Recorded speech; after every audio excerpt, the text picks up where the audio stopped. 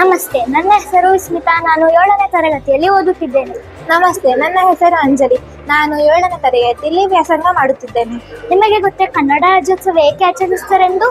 ಹಿಂದೆ ನಮ್ಮ ಕನ್ನಡ ನಾಡು 4 ಭಾಗಗಳಲ್ಲಿ ಬೇರ್ಪಟ್ಟಿತು: ಮೈಸೂರು ಕರ್ನಾಟಕ, ಮದ್ರಾಸ್ ಕರ್ನಾಟಕ, ಮುಂಬೈ ಕರ್ನಾಟಕ, ಹೈದರಾಬಾದ್ ಕರ್ನಾಟಕ. ಬ್ರಿಟಿಷರ ಕಾಲದಲ್ಲಿ ದಕ್ಷಿಣ ಭಾರತವು ವಿವಿಧ ರಾಜ್ಯಗಳಾಗಿ ವಿವಿಧ ಪ್ರಾಂತ್ಯಗಳಾಗಿ ಬೇರ್ಪಟ್ಟಿತ್ತು. 1950ರಲ್ಲಿ ಭಾರತವು ಗಣರಾಜ್ಯವಾಯಿತು. ನಂತರ ಭಾಷೆಯ ಆಧಾರದ ಮೇಲೆ ರಾಜ್ಯಗಳು ರಚನೆಗೊಂಡವು. 1956 ನವೆಂಬರ್ 1ರಂದು ಮದ್ರಾಸ್, ಮುಂಬೈ ಹಾಗೂ ಹೈದರಾಬಾದ್ ಪ್ರಾಂತ್ಯಗಳು ಕನ್ನಡ ಮಾತನಾಡುವ ಪ್ರದೇಶಗಳನ್ನು ಸೇರಿಸಿ ಅದಕ್ಕೆ ಮೈಸೂರು ಎಂದು ಹೆಸರಿಡಲಾಯಿತು.